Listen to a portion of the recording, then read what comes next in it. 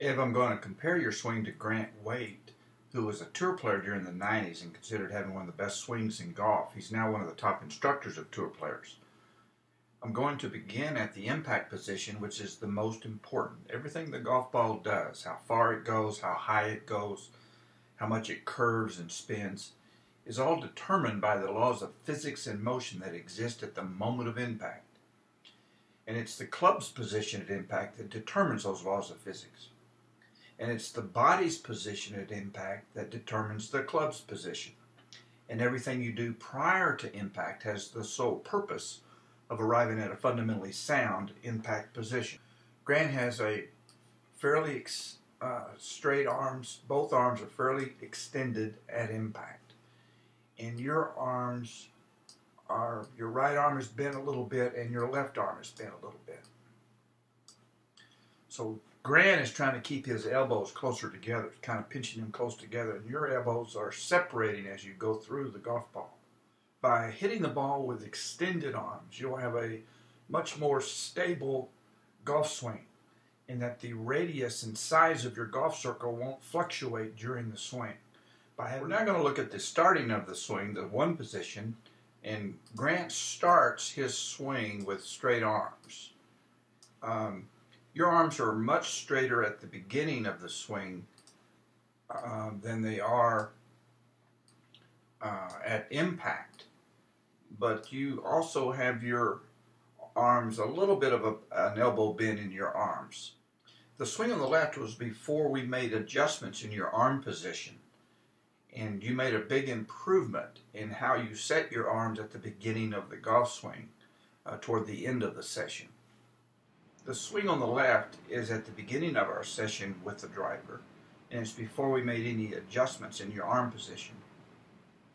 On the right is after we had adjusted your arms, where you had a lot more extension and having your arm sit more on top of you.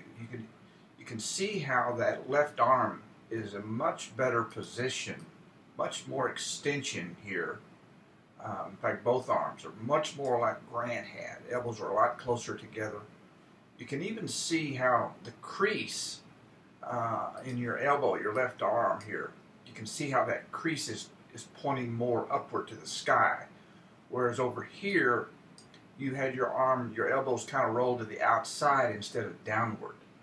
And so you're in a much better position on the right to hit the ball with a much better extension. Now we're going to look at the backswing. As Grant goes back,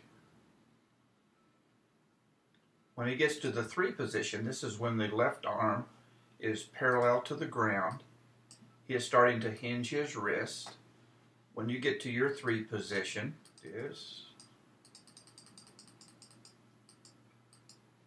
when your left arm is parallel to the ground, you haven't hinged your wrist quite as much as Grant, and that's going to cost you some power. A lot of it has to do with how you grip the club. Next time we meet, I need to continue to refine your grip and have it more fundamentally sound. We made an adjustment in the left hand. I need to continue moving your grip to a pro grip so that you can facilitate the right kind of club action and have better control over the club and generate more club head speed with less effort. Now, the only other thing I want to point out here on the 3 position, when Grant goes back, he still tries to keep his weight on his left side. You can see how his left knee, left hip, and left shoulder are on the red line that's on top of his left foot. You tended to sway a little bit to the right with your hip. You can see how your hips have kicked out to the outside of the box. Your right hip is kicked outside the right side of the box, where Grant has kicked his hip to the left side of the box. I want you to turn your hips and not slide your hips. And the next time we get together, I want to have you learn that feeling of turn as opposed to slide.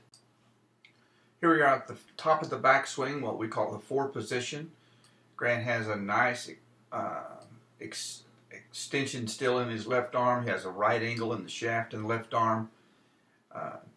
you have a pretty good angle. You've got a right angle, but you don't get the club back quite as far as Grant. And a lot of that is because Grant turns his hips, which helps him get his club back.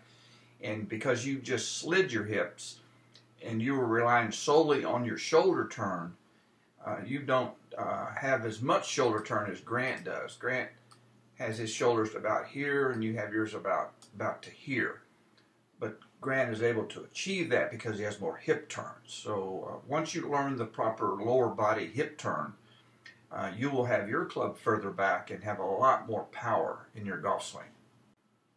As we get down to the sixth position, this is when the club is about parallel to the ground. Grant has still a very good extension in his left arm, and you have already begun to bend that left arm and buckle that elbow even before you hit the golf ball, and that's really going to reduce your club head speed quite a bit. And so you're going to be using a lot of effort and getting very little out of it because of your arm position. So once you learn to swing with an extended left arm, you'll have a dramatic and dynamic shot coming off that club.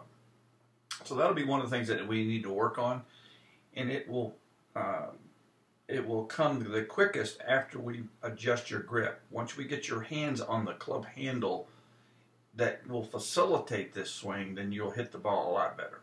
Also, you can see how Grant has moved his weight well onto his left foot. His body is more on his left side than his right side. If I draw this box, he has a lot more weight on his left foot. His belt buckle is almost crossing right in front of off his left foot. So the average pro will have 85% of their weight on their left side at impact. You still are pretty much 50-50 between both feet. You really haven't come off your back foot. You can see how Grant is already off of this foot as he's driving towards the target, and you're still somewhat flat-footed here. Here we are in the ninth position. It's a post-impact position. This is when the right arm, the right hand is level with the shoulder. You can see when Grant's right hand is the same level as the shoulder. He has a very straight and extended arm. And you have a bent right arm in the ninth position, so your right elbow is starting to bend there. Also, when we look at where Grant's weight is, again, he has his right pocket is on top of his left foot. He's moved his body mass right on top of his left side. He's well off of this back foot. His right knee is almost up to the left foot. And you still have most of your weight behind the foot. And you've lifted the heel of the back foot, but you're actually in a process of falling backwards because your weight is not on top of your left foot. Another important thing I want to point out is that when Grant is in this position, his left hand is underneath his right hand. His wrists have crossed. You can see his left arm fully straight. His elbows are very close together here. When we look at your situation, you have your left hand above your right hand. You haven't really crossed your wrist, and you haven't hit through the ball with extension. And that's a move that you will be able to make once we make a couple of changes in your grip, and I show you some drills. Going forward, I want to build your swing one piece at a time. I want to begin with the grip. Make sure that the hands are on the club properly so that you can square the club and control the face of the club and hit the ball in the direction that we need to hit it. We then need to work on how to hit through impact with extended arms and how to release the club so that we can have the most amount of power with the least amount of effort. We'll learn these with drills so that you can quickly become comfortable, and that's when your performance will go way up.